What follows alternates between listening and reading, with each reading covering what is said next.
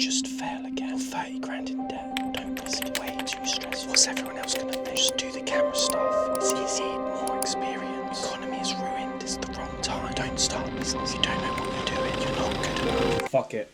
I'm gonna start an electrical contracting business.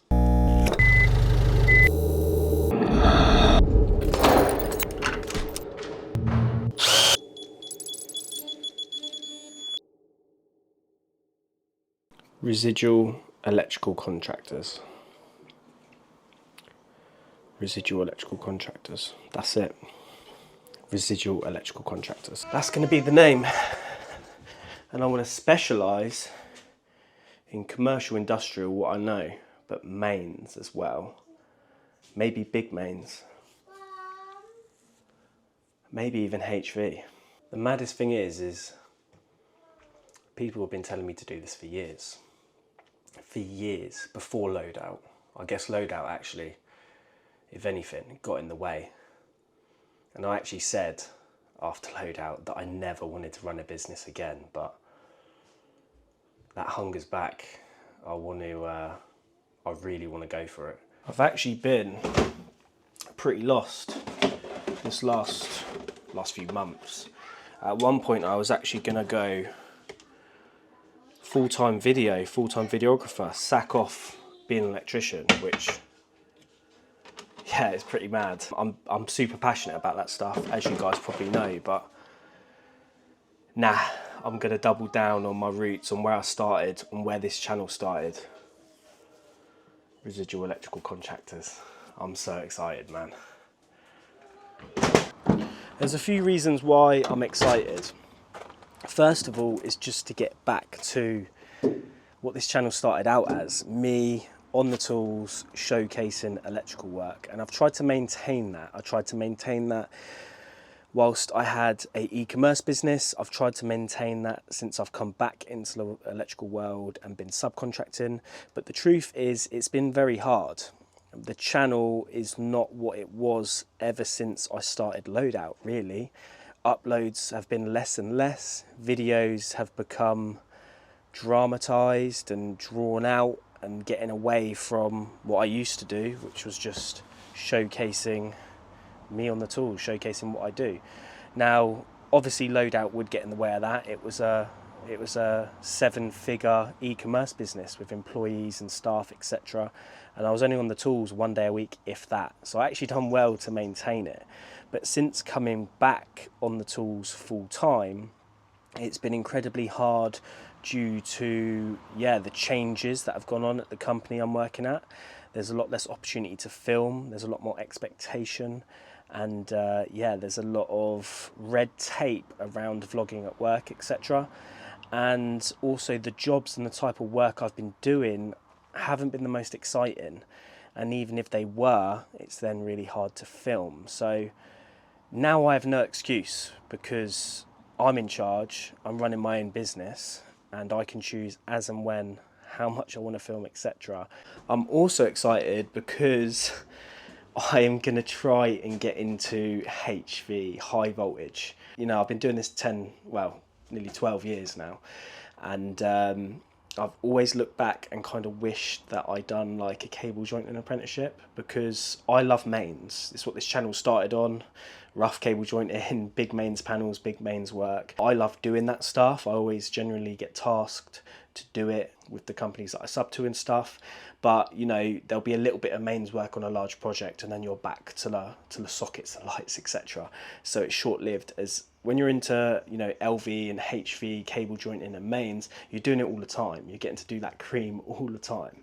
So the challenge I've set myself, and I'm going to try and document it over the next 6 to 12 months, is to get into HV. So when I'm not doing work for myself, I plan to be subcontracting to cable jointers, people where I can gain experience in LV and HV cable jointing. So any downtime outside of my own projects, my own jobs, I'm going to be dedicating to gaining experience there. And then I'm also going to be doing my jointing courses, getting my jointing tickets, getting my LV and HV AP eventually, and just going in that direction so that I can do the work that I want to do the work that I'm excited about. I know a lot of electricians want to do this, make this transition, so if I can do it, and showcase it to you guys, then hopefully we'll be able to see that it's not too hard. But yeah, that's the challenge I've set for myself. I'm also excited because I get to show the business end of things, for better or for worse. Now, obviously, the last business I had failed. I'm about 30 grand in debt personally due to personal liabilities. And the economy is in a dire state. So it's the worst time for me and in general to go contracting. But again, if I can pull this off, if I can do this now, then anyone can. And I think there's a lot of fun to be had, lessons to be learned, and experience to be gained documenting this full process. So, you know, from pricing, quoting, etc., finding staff, running jobs, running the business. And it's exciting because it's going to give me a breath of fresh air into the content. Between the just doing what I normally do, the learning to do HV and get into that world, and just showcasing the running of the business, it's really inspiring to make content around that. I'm really excited to make content around that, and it's going to give, a new dynamic to the channel. So yeah, I'm excited to, for better or for worse, show the business side of things. That'll do. That'll do. The reason I'm getting a conduit bender into the van is because I actually start my first job next week. It's in Hyde Park, thanks to Ben at the Electrical for giving me the opportunity to price for it. Yeah, it got accepted, deposit's been paid. So yeah, for about 2 weeks, we'll be heading up to Hyde Park, installing like 100 metres, over 100 metres of tray, 24 galvanised conduit drops, 24 double switch socket outlets that are lockable. And it's all for like supercars and fancy cars, you know, if they're little trickle chargers and stuff. So yeah, I'm obviously going to film the whole thing. Can't wait. There'll be bits of containment in there. I designed the circuits using electrical OM. I've designed the job, obviously, so I'll be able to showcase that. Ordered all the materials, and then yeah, obviously the doing of the job. So that's exciting. I'm going to film as much as I can. We've got this to play with as well.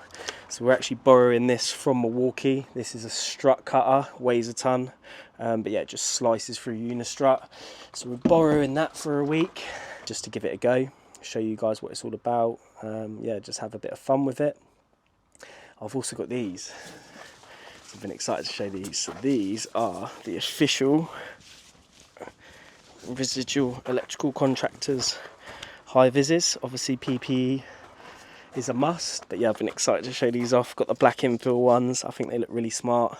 Just trying to look professional. Eventually I want to get workwear and stuff like that, but if there's one thing I learned from loadout is just baby steps. You haven't got to impress anyone, you haven't got to overcompensate.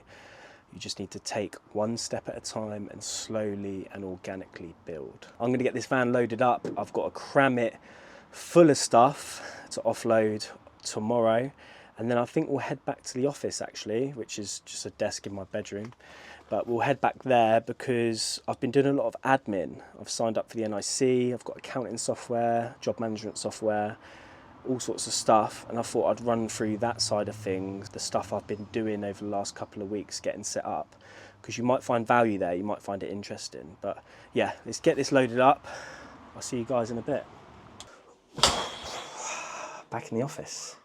My bedroom, but yeah, back in the office. Speaking of the office, before we run through these admin bits, these behind the scenes bits I've been excited to talk about, I just wanted to talk about today's video sponsor, FlexiSpot. So FlexiSpot, when they saw the business announcement, the new venture announcement, they actually reached out to see if I wanted to try some products. I was sort of up in my office game anyway, and they've sent a few bits out, wanted to sponsor some content.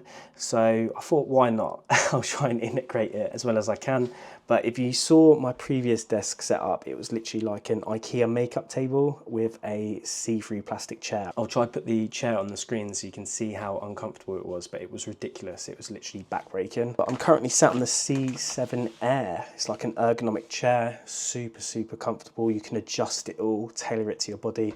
And they've actually got a July sale on, so up to 50% off. I'll put a link in the description. Desks, chairs, office stationery, all sorts of bits from FlexiSpot. And thanks to them for sponsoring today's video, because without sponsors like that, I wouldn't be able to make these videos as well as I would like to, that's for sure. Let's get into some admin. So I'm going to try get my screens on the screen and just show you guys some things that I've set up for like accounting, job management, NIC. I've been using ChatGPT as well, and all of this stuff has been essential for me starting my business. So I thought I would show you that sort of stuff. Yo, so I've got you connected to the PC. This is a first for me. Hopefully it looks like it was worth all the effort, because it did take quite a bit of effort. So going out on my own, there's a few things I set up. The first thing was a website. So this is my website in all its glory.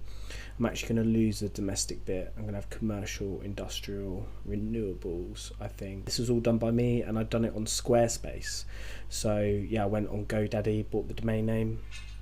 I actually changed all of my socials, all of my email and everything to Residual Electrical as well, so we've had a bit of a rebrand, and then I've built this website. So we've got these sections here just detailing what I do. We've got a menu up the top, so we've got home, terms and conditions, links to some socials, and then a contact us form. Here we just got some services: design, build, commission, maintain. Again, a link to the contact us form, very important. Some pictures of some recent projects with some locations and a brief description, just to let people know, you know, where we operate. And then down here, there's a picture. It's not shown at the minute because I'm actually wearing a jumper that has an NIC logo on from another firm, but the NIC can get funny before and during the application process if you're seen to be using their logo. So I've just hidden that photo for now because I don't want them to think I'm taking the piss. Just says let's work together, a contact us form again, and then down the bottom we just have the company name, company number, VAT number, and of course the copyright. So I made this all myself. It took me a couple of days using Squarespace, and I recommend doing that because people pay thousands for websites. And the main reason I wanted this is, one, it allows me to put my terms and conditions online.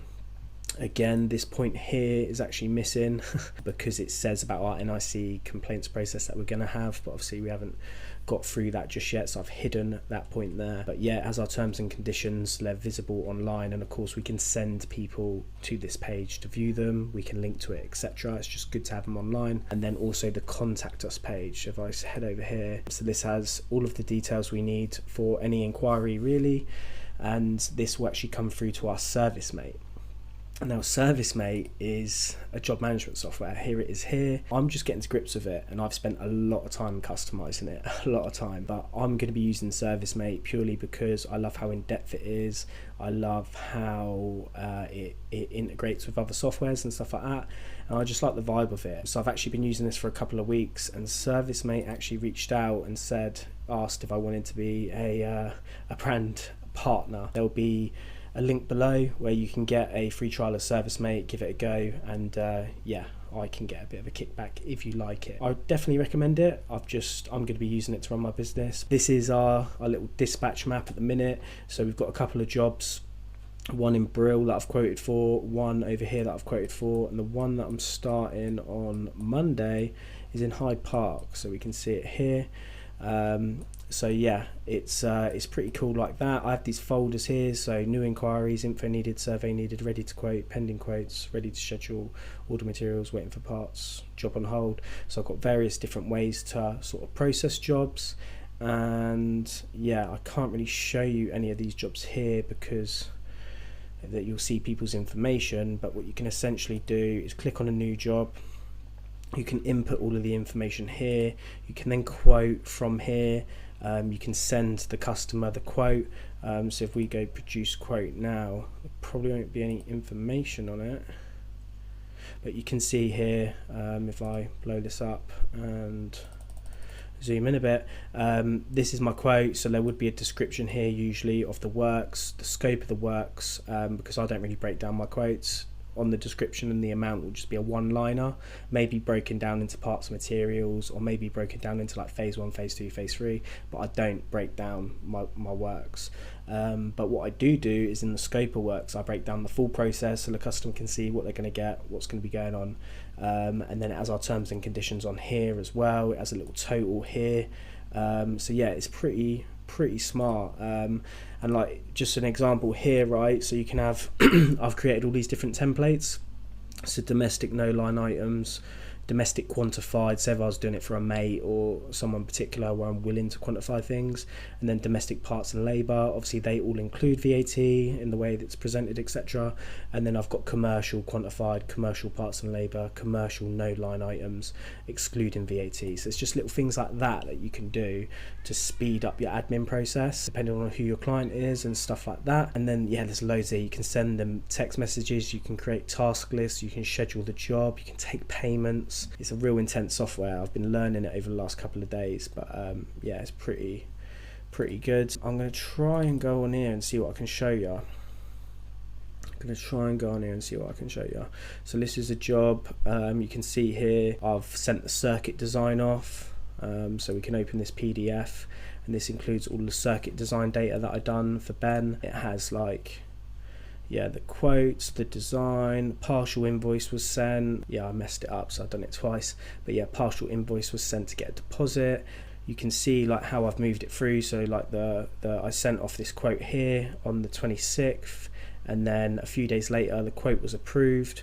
The job was then sent to the ready to schedule. A few hours later, that was at 11 a.m, a few hours later I've actually scheduled the job for me, and then the job was sent to the order materials. So you can just work your jobs through different processes. It's just a real good way to run your jobs, and that's what I'm going to be doing all of my work on. You can see here as well, because I've clicked on the job, it's already pulled up a route of how to get there. You can track travel time, you can do all sorts, so it's really smart. I've got inquiries here, so I've got this inquiry inbox. So this was from someone looking to pass on works involved to get in with foundation earthing for a transformer. So that's come through into my inbox, and that was done through the website inquiry form. It comes into here. I can then create a job from that, quote it, manage it. So it's really smart. So that's my website, and that's my job management software. As for accountancy, I'm using QuickBooks. I ain't going to show you anything on here because you'll see all my financial information. But what's cool is when I create an invoice on ServiceMate, it will automatically ping it over to QuickBooks, and then I can manage the accountancy side of things from QuickBooks, chase the invoice, etc. And because I also do paid work, whether that's sponsorships or retainers or even electrical services that don't need to go through ServiceMate, like subcontracting. So if I sub to someone else, I'm not going to run it through ServiceMate. I can use the QuickBooks invoicing process for that. I'm not tied into the ServiceMate invoicing process. So that's really cool, and that's how I'm going to be running my business. I learned a lot from Loadout, where it weren't that we weren't in control of the finances, but with an e-commerce business it's so hard to look at margins, because there's so much volume over such a long time that you really need to delve into it a lot deeper. This business is a lot simpler, so I'm just going to be using QuickBooks to stay on top of everything, know exactly where I am cash flow wise, planning wise, everything. Finally, before I show you my NIC stuff, my application process, I wanted to talk about ChatGPT. So this is pretty crazy. I have slept on this for a while, but I had a lot of stuff to write up. So here you'll see different things that I've ran, but basically if we look at electrical safety policy overview, I asked ChatGPT, what did I ask it? I said, can you write me a detailed health and safety policy for my contracting company covering domestic, commercial, industrial projects? It said, certainly below is a detailed health and safety policy for an electrical contracting company covering domestic, commercial and industrial projects. And then it just wrote all of this stuff. It just went, which is crazy. And you can see here, residual electrical contractors health and safety policy. It's wrote it all out in quite great detail. I think I then come back and said this policy should be tailored to fit the specific needs and structure of your company. Oh, sorry. I said, can you include a section on the electricity at work regulations? Because I wanted it to include that. I think that's important for an electrical contracting company. And then it then rewrote it all. And then there's an additional section, section 14, which is the electricity at work regulations and how specifically they apply to our company. I obviously checked it through, made sure I was happy with it, changed, filled out these details here, like approved by, etc. And then that is my electrical health and safety policy for my company, REC. I've done the same for safe isolation and re-energization policy. So again, it's written out a full safe isolation and re-energization policy. It makes sense. I didn't really have to change it too much, and it just wrote it all out in seconds. Again, electrical installation condition report description. So this is something I'm working on for when people inquire about an EICR. I'll send them a much nicer document than this, but it'll basically break down like what an EICR is, why do you need it, etc. And again, it's just wrote that all out. Look, even pull in stuff like how often should an EICR be conducted, domestic, commercial, industrial, rental properties, like, and it's correct. It's all, you know, it says about C1, C2, C3s. So yeah, Chat GPT is an insane tool, and I think, yeah, I'm going to be using it going forward, but I think everyone should, because look at that, that is a whole document. Now what I actually done, so this is, I've written this one as well, so I asked it, look,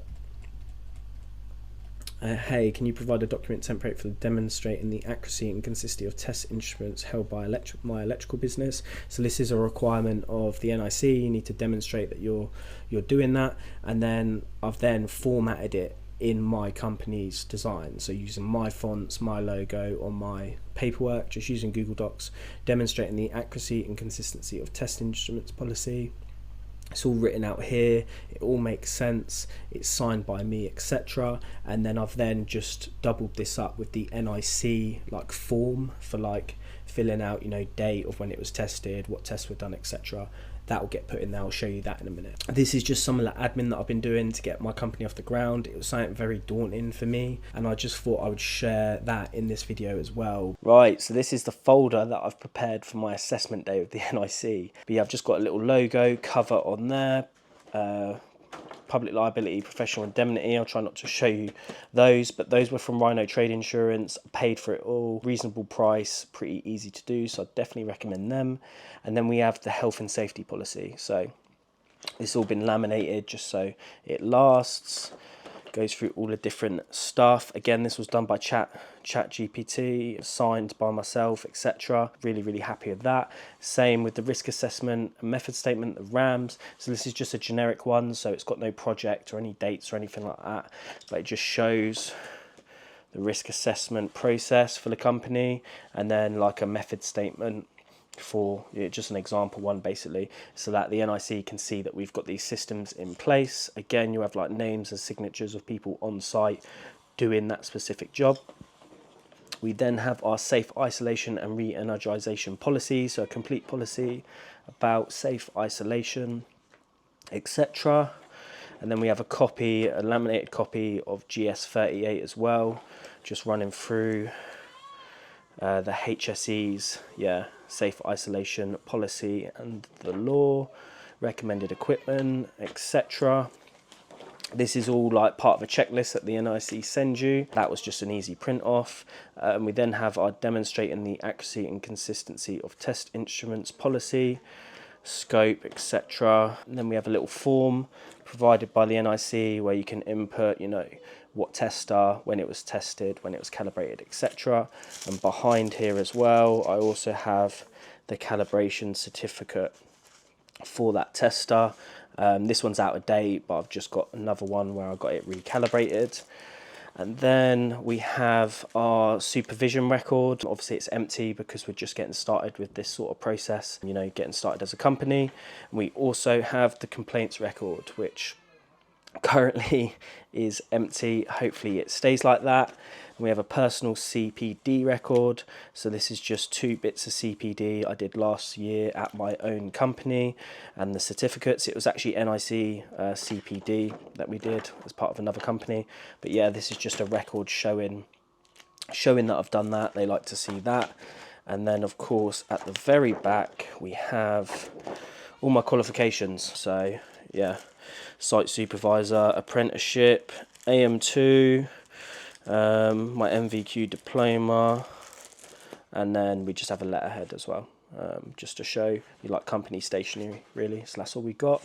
2 other things that I had to get actually as well were the building regulations. So you can get these online, but this is just like an electrician's guide to them for quick reference, and the electricity at work regulations. So you can print this off for free, but I thought for 15 quid, I'll just buy the official one, and hopefully it will last a bit longer than a printed document. That is it really. I thought you'd find that interesting. Obviously I'm going through that application process.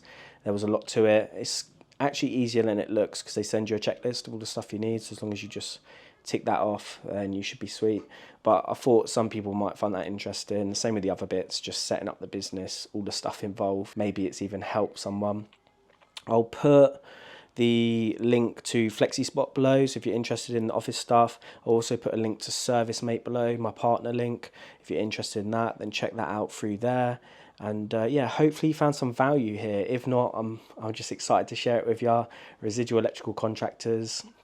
First job kicks off tomorrow. Can't wait to film that for you guys. But yeah, it's an exciting new journey. Gassed, over the moon, over the moon. Thanks to everyone who's tuned in. Thanks for yeah, the continued support even throughout a bit of a content drought, a video drought, and I'll catch you guys on the next one.